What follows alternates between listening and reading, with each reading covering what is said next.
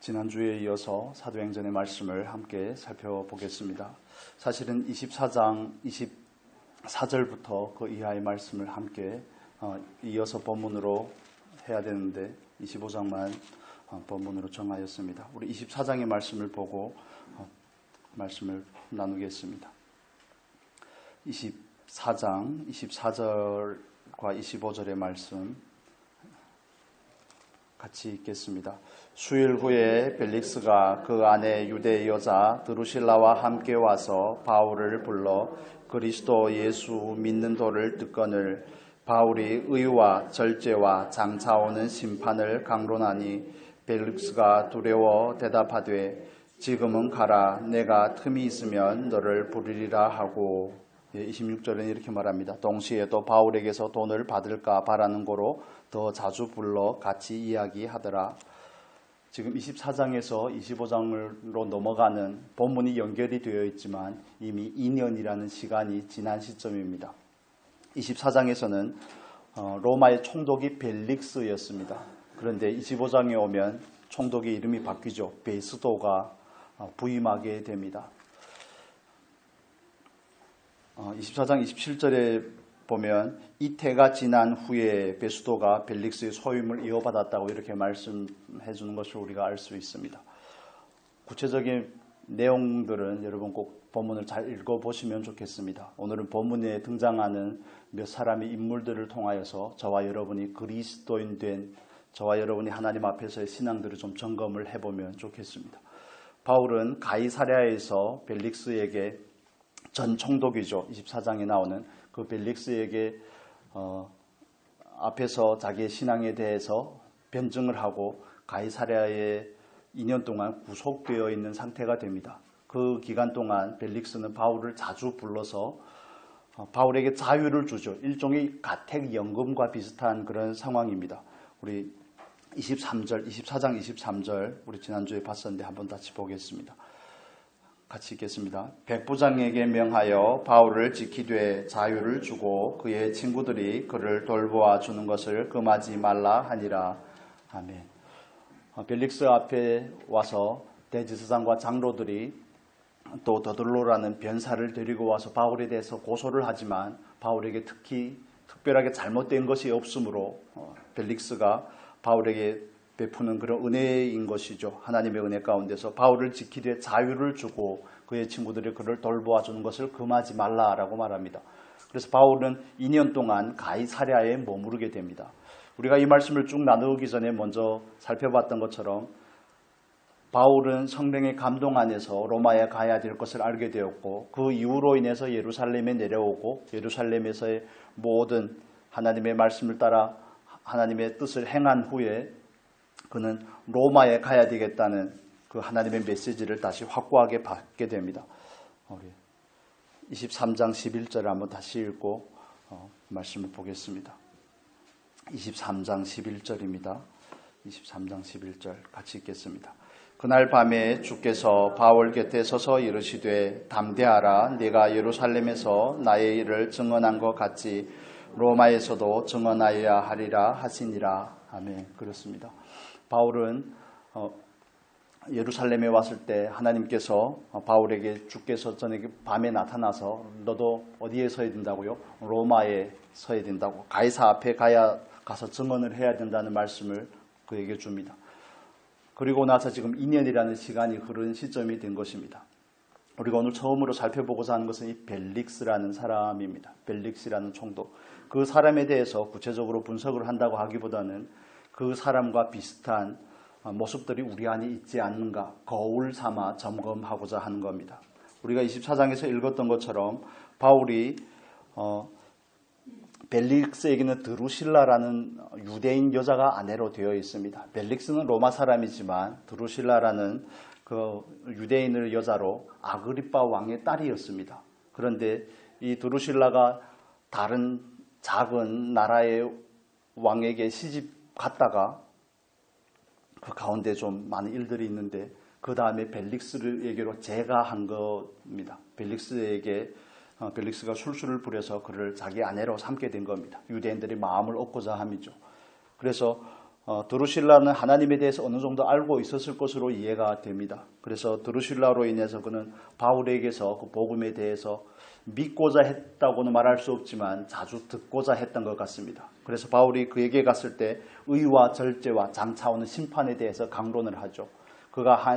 벨릭스가 한 행동들이 의롭지 않고 그가 절제 없이 한 그 아내를 취한 그런 일들이든지 이 모든 일들에 대해서는 장차의 심판이 있을 것이라고 그에게 그 앞에서 담대하게 증거합니다. 우리가 주목하고자 하는 것은 벨릭스가 바울의 그런 말씀을 통한 지적을 받고도 2년이라는 시간이 지나기까지 전혀 아무런 변화가 없다는 사실에 주목을 하면 좋겠습니다. 자주 바울을 불러서 바울의 도를 듣는데 바울을 통해서 하나님의 말씀은 듣는데 그러나 그 말씀 앞에 회개하고자 하지 않습니다. 바울은 그 앞에서 마치 세례 요한이 헤롯의 죄를 들추어냈던 것처럼 당신이 동생의 아내를 취하는 것이 마땅하지 않습니다 했던 것과 같이 바울은 벨릭스에게 당신이 지금 그 아내가 된 드루실라를 취하는 것은 의롭지 못한 행동입니다. 절제가 없는 욕망을 따른 행동이고 이 의와 절제를 따라서 살지 못하는 궁극적인 결론은 하나님 앞에서 심판을 받을 것입니다. 그런데 벨릭스는 두려워하지만 우리 24장 25절 다시 한번 보겠습니다.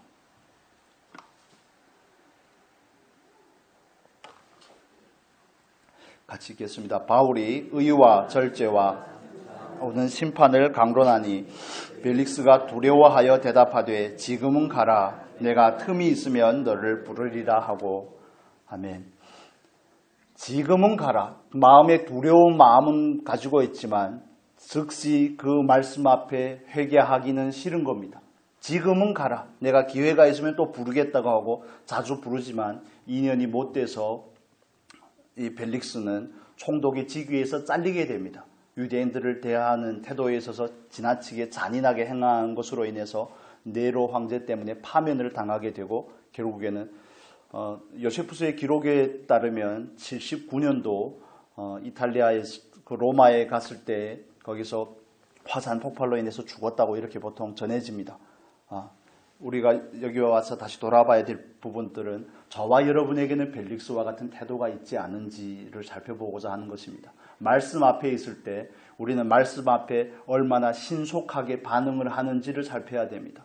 예수를 믿은 시간이 점점 길어지면 말씀에 대한 지식들, 그 율법적인 지식들이 우리 안에 점점 많이 쌓이게 됩니다. 그래서 하나님의 말씀을 대하는 우리들의 태도에 있어서 자꾸 지적인 동리에서 그치게 되는 경우들이 허다한 것을 볼 수가 있습니다.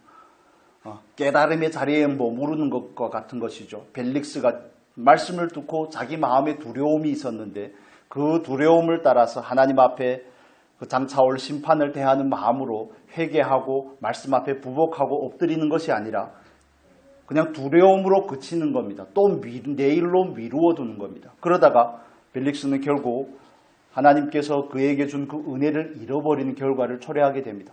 바울이 와서 1대1로 코칭을 해주는데 얼마나 복되고 놀라운 일입니까?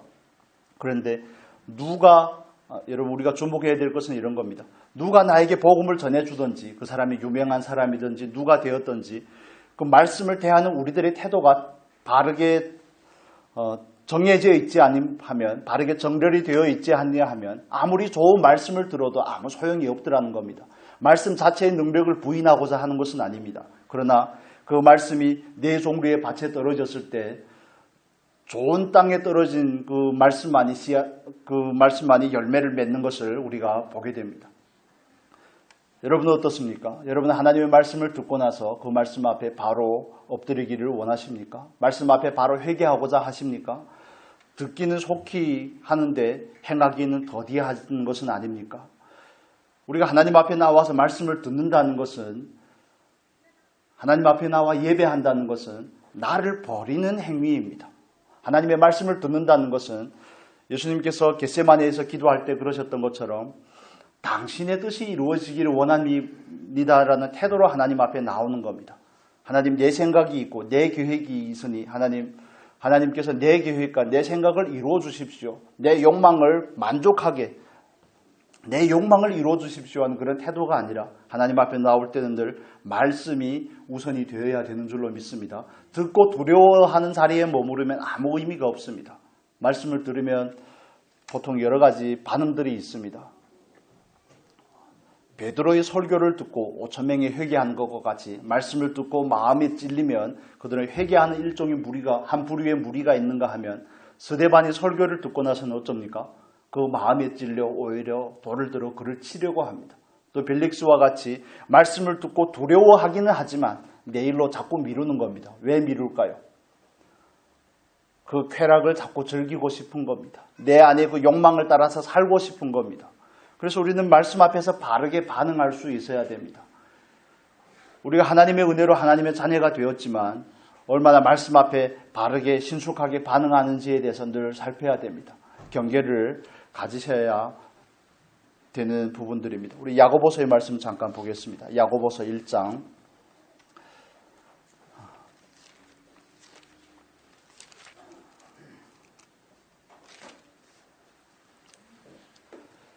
야고보서 1장 22절의 말씀을 우리 21절부터 보겠습니다. 21절부터 22절 같이 읽겠습니다. 그러므로 모든 더러운 것과 넘치는 악을 내버리고 너희 영혼을 능히 구원할 바 마음에 심어진 하나님 말씀을 온유함으로 받으라. 너희는 말씀을 행하는 자가 되고 듣기만 하여 자신을 속이는 자가 되지 말라. 아멘. 야고보는 우리에게 이렇게 말합니다. 그 말씀을 마음에 심어진 말씀을 어떻게 하라고요? 온유함으로 받으라고 말합니다. 즉 말씀 앞에 자기를 꺾으라는 겁니다. 말씀 앞에 겸손하게 그 말씀을 받으라는 겁니다. 그러지 않으면 22절에서 말씀하는 것과 같이 너희는 말씀을 행하는 자가 되고 듣기만 하여 자기를 속이는 자가 되지 말라고 말합니다. 듣기는 듣는데 행하지 않는 것, 말씀을 따라 반응하지 않는 것은 그냥 지적인 유희에 그치는 것입니다.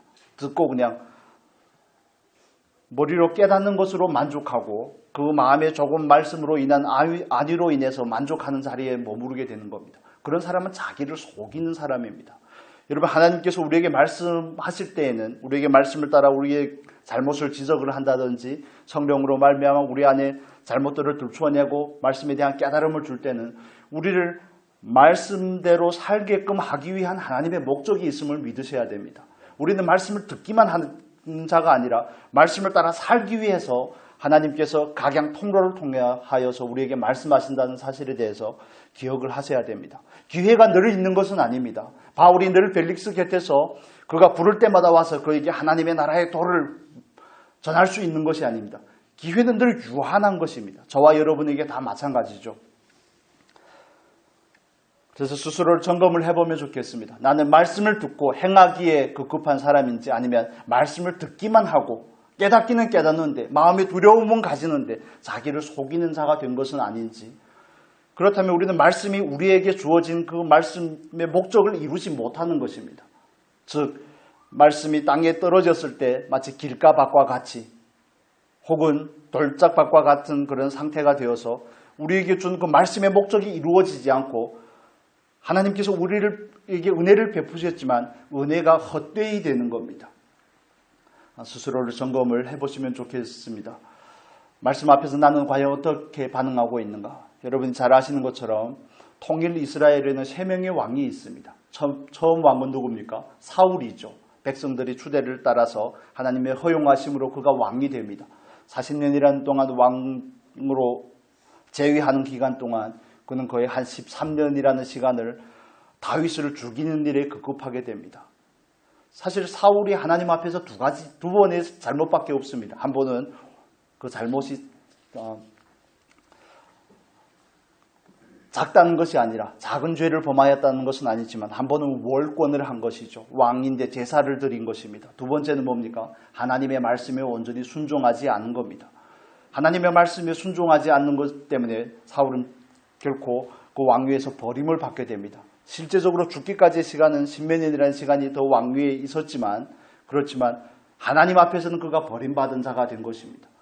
만약 사무엘이 충고를 듣고 그가 하나님 앞에서 바로 회개했다면 어떤 결과가 있을까 하는 그런 의문이 들기도 합니다. 그러나 사무엘이 사울의 죄를 지적할 때 사울은 그 말씀 앞에서 자기의 죄를 회개하고자 하는 것이 아니라 나의 잘못을 백성에게 알리지 말라고 그럽니다. 그는 어떻게 사람에게 어떻게 보일까에 늘 목적을 하고 있고 전전긍긍하고 있습니다. 백성들이 혹여나 알면 자기의 왕위를 잃을까 하여. 그러나 그와 반대로 다윗은 어떻습니까? 다윗이 그냥 액면적인 죄로, 표면적인 죄로 말하면 다윗이 지은 죄가 훨씬 더 심각한 죄들이죠. 그는 자기의 충신인 우리아를 전쟁에 내몰아서 다른 사람의 칼을 빌어서 죽게 하였습니다. 살인죄를 저지른 것입니다. 그뿐만 아니라 우리아의 아내를 범하는 간음죄를 지은 것이죠. 그 안에는 곤모술수가 가득합니다. 정말 하나님과는 전혀 상관없는 삶이 1년여가 지났음을 우리가 알 수가 있습니다. 아이를 낳기까지 되었으니까 1년이라는 시간은 훌쩍 지난 시점이죠. 그런데 하나님께서 나단에게 말씀하시고 나단이 다윗에게 와서 책망을 할 때 다윗은 그 말씀 앞에 바로 엎드립니다. 그 말씀 앞에 바로 엎드립니다. 시편 51편이 그 구체적인 증거들이죠. 하나님 맞습니다. 내 죄가 나는 하나님께 범죄하였습니다. 나는 하나님께 범죄하였고 어머니의 태중에서부터 죄 가운데 잉태하였습니다. 하나님, 제가 정말 죽일 놈입니다. 그런 의미가 아니겠습니까? 그래서 겉으로 보기에는 다윗이 훨씬 더 큰 죄들을 범하였지만 그러나 하나님께서는 다윗을 여전히 하나님의 마음에 합한 자라고 말씀하십니다. 말씀을 향한 하나님의 책망을 향한 그 겸손한 반응에서 나오는 것이죠. 그 결과이기도 합니다. 저와 여러분은 어떻습니까? 다윗의 자리에 있을 때가 많습니까? 아니면 사울의 자리에 있을 때가 많습니까? 감동을 주는데 그냥 무시하고 가볍게 하나님의 말씀을 하나님의 뜻에 대해서 들여밟고 지나갈 때가 많지 않습니까? 내 마음에서는 하나님께서 내 마음에서 분명히 감동을 주시고 성령께서 역사함으로 인해서 말씀에 대한 깨달음도 있고 무엇을 회개해야 될 것 같고 삶을 다시 재정비하고 마음을 확정하고 하나님을 바라봐야 될 것 같은데 그냥 내일 하지 뭐. 그게 마귀의 속임수라는 겁니다. 오늘 해야 될 일을 내일로 미루는 것이 마귀의 속임수라는 겁니다. 마귀들이 모여서 회의를 했다고 그러죠. 어떤 마귀들은 아예 사람들 다 죽였으면 좋겠다고. 그리고 어떤 마귀들은 또 각자 자기의 술수들을 드러내는데 마지막에 대장이 와서 하는 말이 있습니다. 내일 하라고 그래라. 내일 하라고 그래라.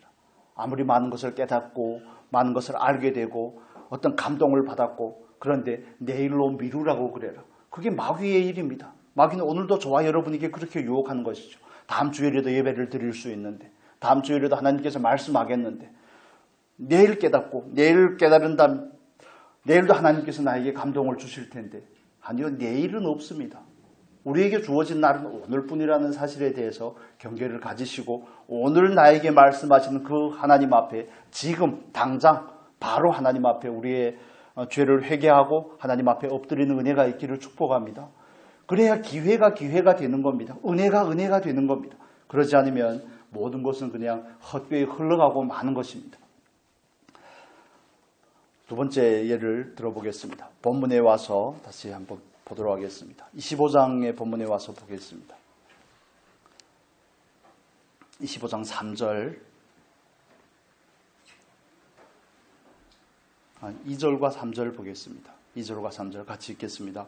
대제사장들과 유대인 중 높은 사람들이 바울을 고소할세 베수도의 호의로 바울을 예루살렘으로 옮기기를 청하니 이는 길에 매복하였다가 그를 죽이고자 함이더라. 아멘. 처음에 말씀을 시작할 때 그 배경을 잠깐 말씀을 드렸던 것처럼 바울은 가이사랴에 2년 동안 연금 상태로 가택연금 상태로 구속된 상태입니다. 그런데 2년이라는 시간이 지났음에도 불구하고 우리가 2절과 3절에서 알 수 있는 것처럼 대제사장들은 바울을 죽이고자 하는 그 마음을 여전히 버리지 못하고 있습니다. 다시 한번 강조합니다. 2년 동안 바울을 향한 그 원한, 자기들의 기득권을 지키고자 하는 그 욕망에서 벗어나지 못하고 있습니다. 대제사장들이 2년이라는 시간이 지났으면 하나님 앞에 몇 번 예배를 드렸을 것 같습니까? 날마다 제사를 드리지 않았겠습니까? 하나님 앞에 나와서 하나님과 백성들 사이에 자기들이 중보자의 입장을 가지고 하나님 앞에 무수한 제사를 드렸을 것이며 무수한 말씀의 가르침을 가졌을 것인데, 그러나 그들은 바울을 향한 그 원한을 아직도 버리지 못하고 있습니다. 두 번째로 여러분에게 드릴 질문은 이런 겁니다. 마치 내 모습은 대제사장들과 같지 않은가? 예배를 통하여 나는 과연 변화되고 있는가를 살펴야 되는 겁니다. 예배를 드리는 횟수보다 훨씬 더 중요한 것은 하나님의 앞에 나와 예배할 때 내가 정말 고운 가루가 되어서 예배하고 있는가? 나를 버리고 하나님을 받고자 하는 예배로 나아오는가? 그러지 않으면 모든 예배의 횟수는 아무 의미가 없습니다. 예배가 중요하지 않다는 것이 아니라 예배 자체가 중요하지만, 그러나 그 예배를 대하는 그 태도 가운데 하나님 앞에 나아올 때마다 나를 버리고 예수로 얻고자 하고 나를 버리고 하나님으로 채우고자 하는 그 마음이 없으면 그냥 대제사장의 그 예배와 같더라는 겁니다. 그걸 우리는 형식주의라고 말하죠. 경건의 모양은 있으나 경건의 본질이 없는 겁니다. 거기에는 알맹이가 없는 겁니다. 안고 없는 찐빵과 같은 겁니다. 예배를 누구에게 드립니까? 하나님께 드리죠. 하나님을 영화롭게 하기 위해서 드립니다. 하나님과 우리의 사이의 관계의 문제를 개선하고자 회복하고자 드리는 게 예배입니다. 그런데 대제사장들은 하나님 앞에 2년이라는 시간이 지났음에도 불구하고 그들의 삶에는 일말의 변화를 찾아볼 수 없습니다. 그게 어쩌면 저와 여러분의 모습은 아닐지 우리는 경계를 가지고 살펴야 되는 것입니다. 나의 예배는 형식뿐인 예배가 아닌가? 주일날에 교회에 나와서 예배 드리는 것으로 마치는 예배가 아닌가? 나는 예배를 통하여서 무엇을 목적하고 있는가? 하나님을 높이고 하나님 앞에 정말 예배자로서의 마음을 가지고 예배를 드릴 뿐만 아니라 예배자로서의 마음을 가지고 일상의 삶에서 예배자로 살고자 하는가? 이런 구체적인 문제들에 대한 점검이 없을 때 우리는 하나님 앞에서 대제사장과 같은 그런 결과들을 초래하게 되더라는 겁니다. 형식적인 예배, 겉모습만 그럴듯한 예배, 하나님께서는 그런 예배를 싫어한다고 말씀을 하십니다. 이사야서의 말씀 우리 잠깐 보고 또 살펴보겠습니다. 이사야서 1장입니다. 이사야서 1장. 구약 성경 이사야서 1장의 말씀을 보겠습니다. 1장 12절, 13절의 말씀만 보겠습니다.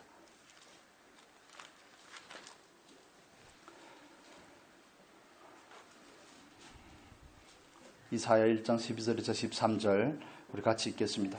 너희가 내 앞에 보이러 오니 이것을 누가 너희에게 요구하였느냐? 내 마당만 밟을 뿐이니라. 헛된 재물을 다시 가져오지 말라.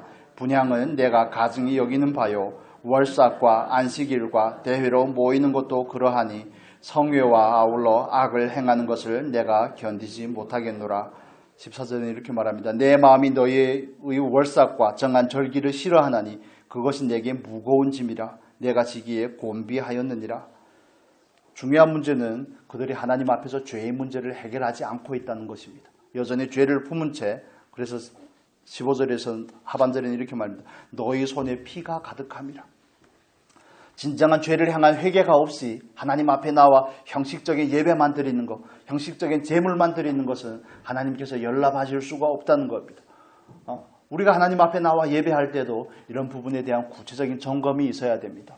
나는 과연 그 예배의 행위 안에 본질이라는 그 사랑이라는 마음이 거기에 있는가? 하나님을 향한 사랑으로 나오는가?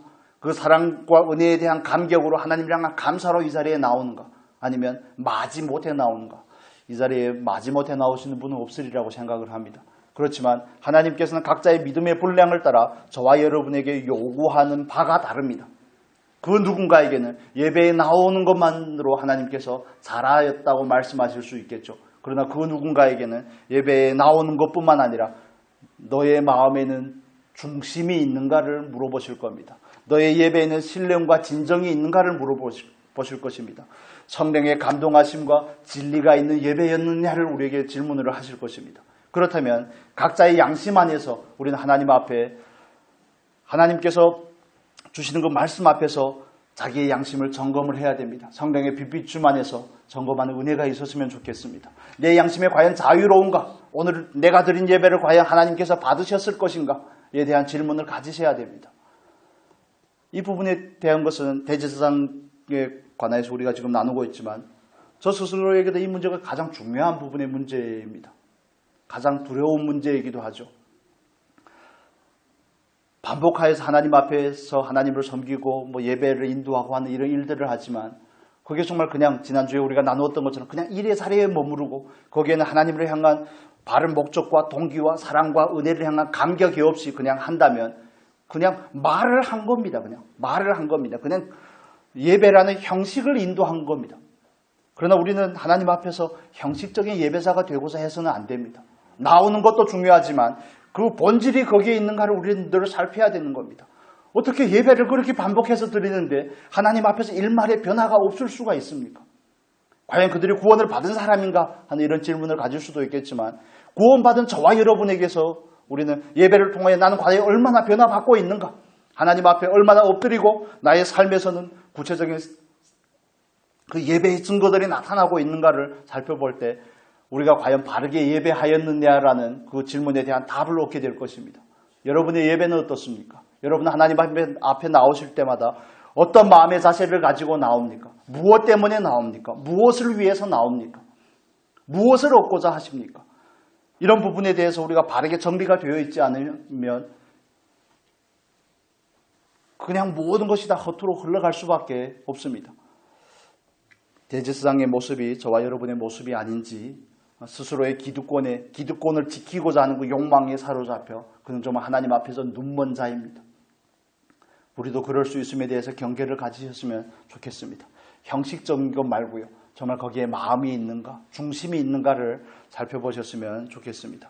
예배를 통하여서 변화되는 저와 여러분이 되었으면 좋겠습니다.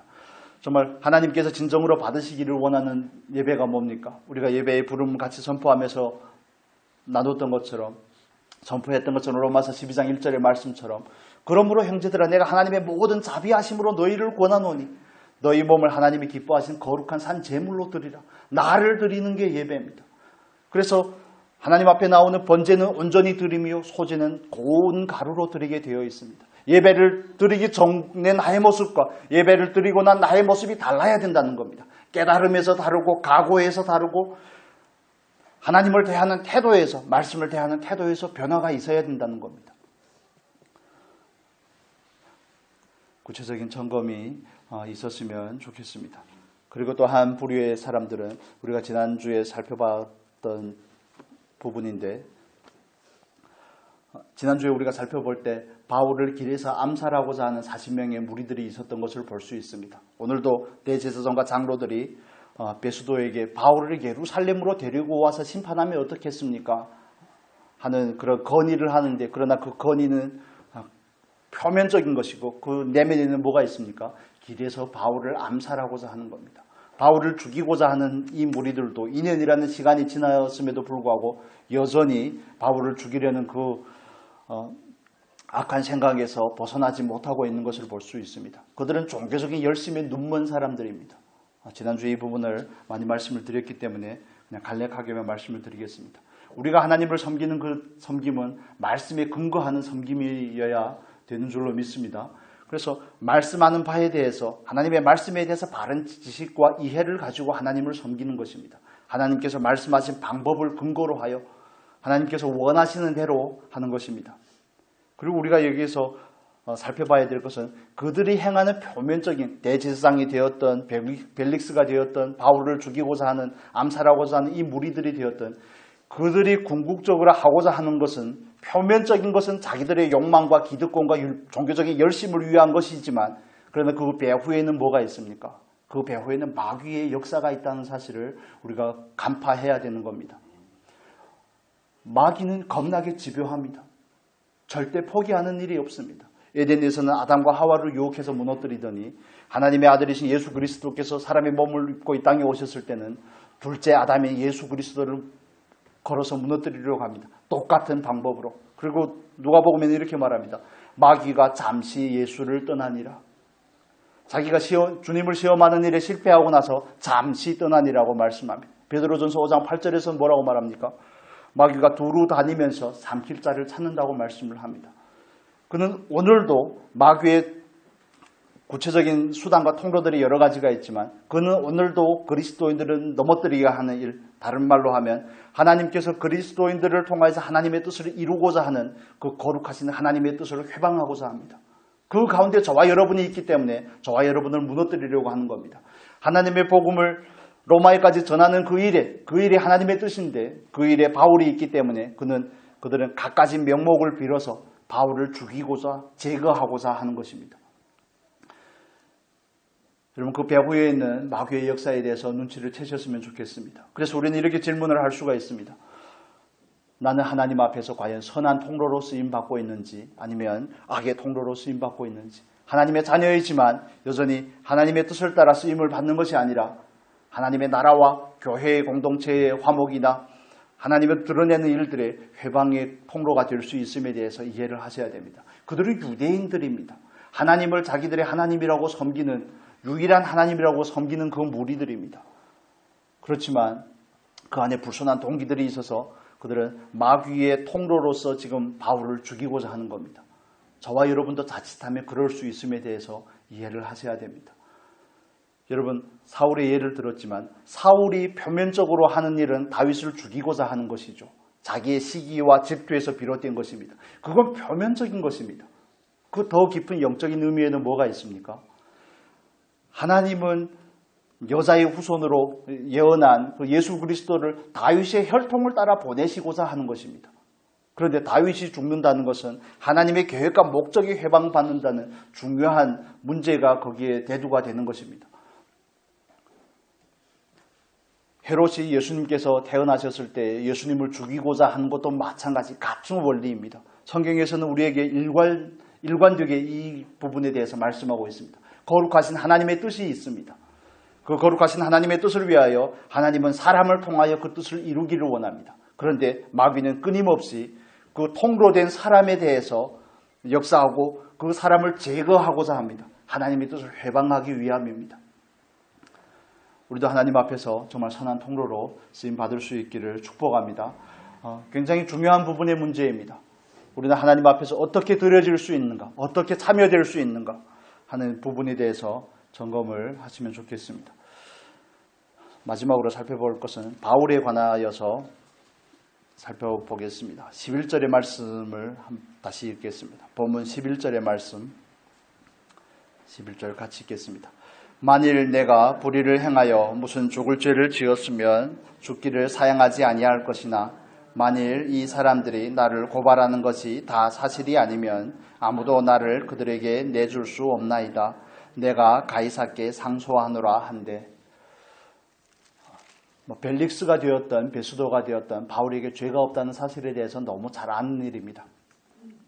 또 벨릭스가 바울을 청하여서 말씀을 듣고자 할 때에도 성경은 그의 한 동기에 대해서 바울에게서 뇌물을 받고자 한다고 말합니다. 바울이 2년 동안 가이사랴에 갇혀 있을 때에도 뇌물을 먹였으면 풀려날 수 있었을 것입니다. 그런데 바울은 2년이라는 기간 동안 묵묵히 하나님 뜻 안에서 순종하고 기다립니다.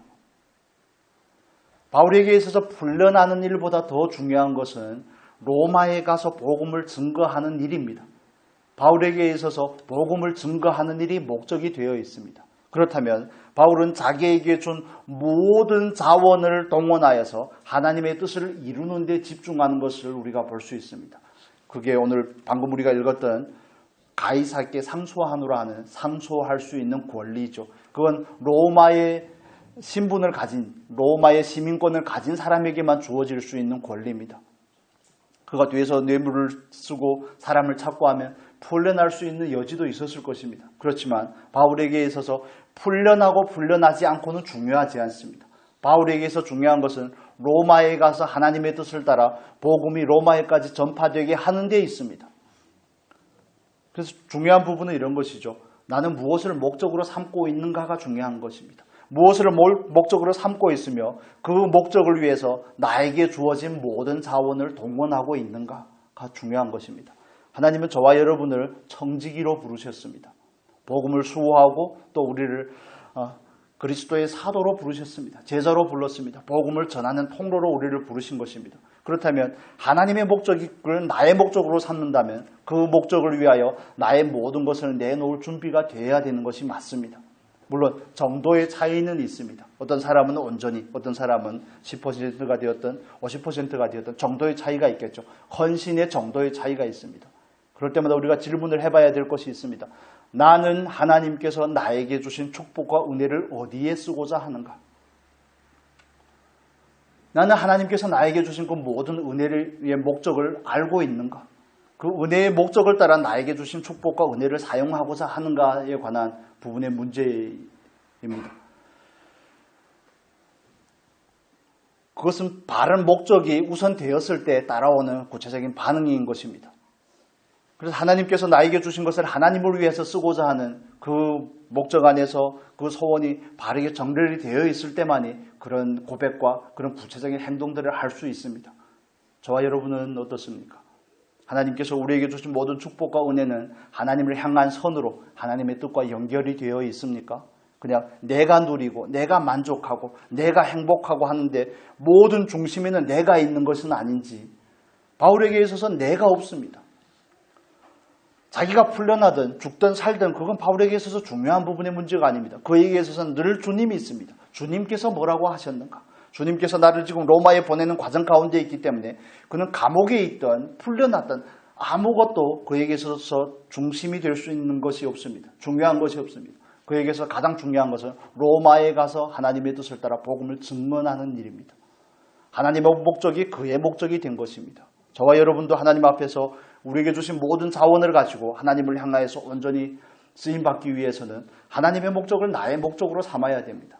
우리는 명실로는, 겉으로는 하나님을 위해서 살겠습니다 하는 이런 거창한 고백이라든지 기도의 언어들을 가지고 있지만 구체적인 삶에서는 하나님을 위해서 정말 손톱만큼도 양보하지 않으려는 경향들을 너무 많이 보입니다. 손톱만큼이 너무 심했습니까?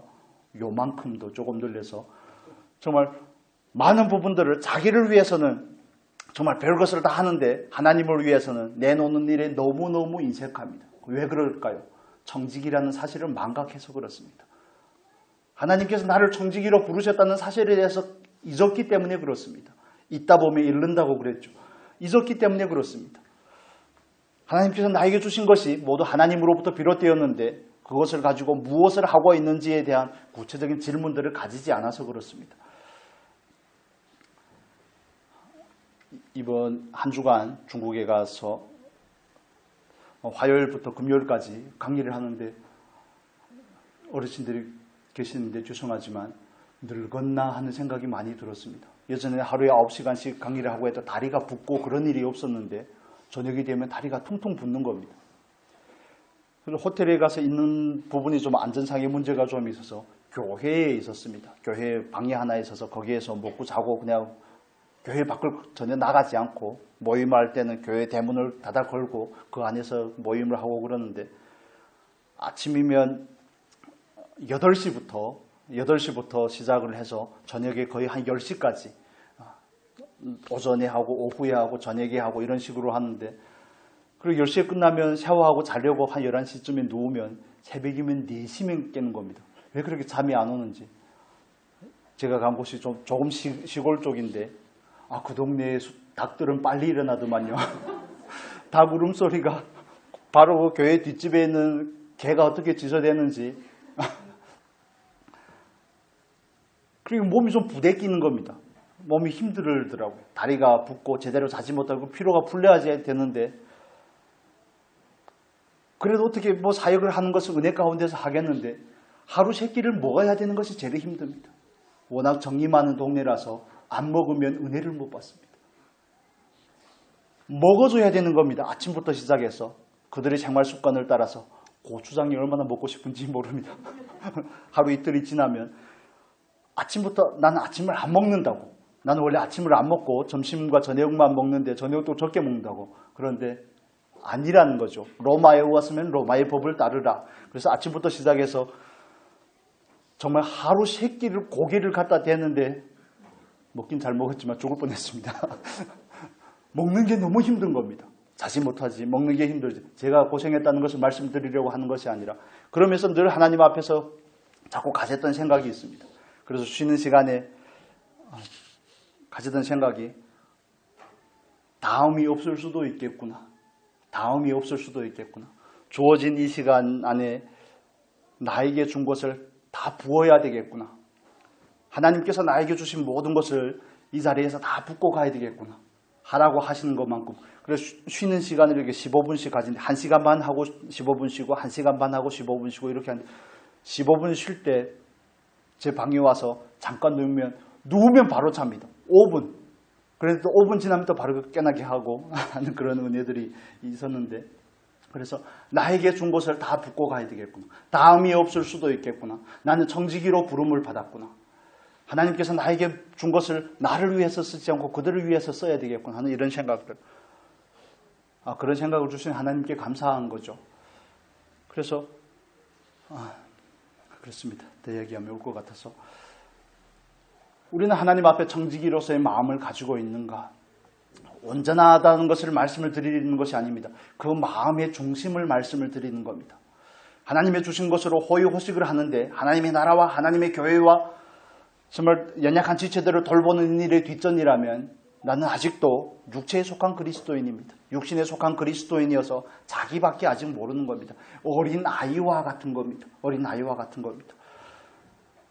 저와 여러분에게도 하나님께서 은혜를 베푸셔서 청지기로서의 의식을 가지고 나에게 주신 모든 것을 가지고 어떻게 하나님을 섬길까 하는 그 질문을 가지고 하루하루를 사셨으면 좋겠습니다. 말씀 정리하도록 하겠습니다.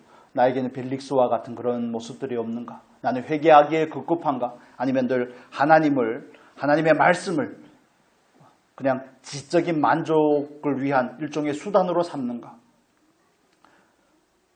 이런 부분들에 대해서 살펴보시고 난 정말 하나님 앞에 예배 드리는데 예배의 전과 후가 얼마나 변화가 있는가? 그 대제사장들의 모습, 2년이 지나도 그 마음의 바울을 향한 원한을 여전히 가지고 있는 그들의 모습, 그러면서 어떻게 예배를 드리는지 이해가 잘 안 되는 부분이기도 하죠. 예배의 전과 후에 나는 변화가 있는가? 나는 정말 하나님 앞에 고운 가루가 되어서 나와 있는가? 나를 버리고 하나님으로 채우는 그 예배가 있는가를 살펴보셔야 되는 겁니다. 나는 정말 내 안에 있는 욕망들이나 내 안에 있는 소원의 그 출처를 바르게 분별하고 하나님 앞에 의의 병기로 쓰임을 받고자 하는가? 아니면 악의 통로가 되어 있는가? 이건 종이 한 장 차이입니다. 자칫하면 그냥 마귀의 속임수에 빠져서 그 유혹과 미혹을 따라서 하나님의 교회와 하나님의 나라에 방해가 되는 걸림돌이 되는 일들을 얼마든지 할 수 있더라는 겁니다. 누구든지 예외가 아니라는 사실에 대해서 이해를 하셔야 됩니다. 다윗이 자기의 욕망을 따라서 자기 백성들의 인구수를 체크하고자 할 때 성경은 뭐라고 말합니까? 다윗이 사단의 충동질을 받았다고 말합니다. 그게 욕망에서 비롯되는 것이죠. 다윗도 그럴 수 있을진데 저와 여러분도 그럴 수 있음에 대해서 경계를 가지시면 좋겠습니다. 그리고 하나님께서 우리에게 주신 모든 목적을 나는 하나님을 위해서 쓰고자 하는가? 정도의 차이는 있다고 그랬습니다. 중요한 것은 목적입니다. 목적으로 삼고 정말 우리가 하나님 앞에서 좋은 은혜의 통로가 될 수 있었으면 좋겠습니다. 같이 기도하면